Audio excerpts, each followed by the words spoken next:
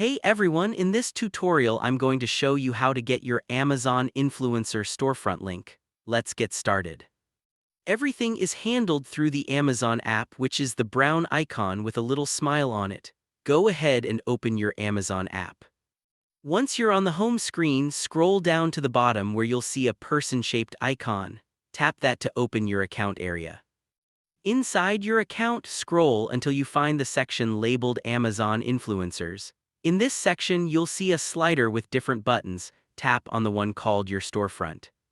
This will bring up your influencer storefront, showing all the posts, videos, and recommendations you've uploaded as part of the program.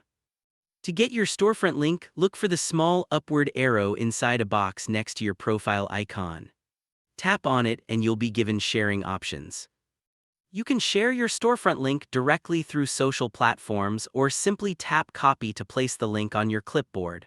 From there, you can paste it anywhere on a Facebook page, in an email, or wherever you usually share your storefront link.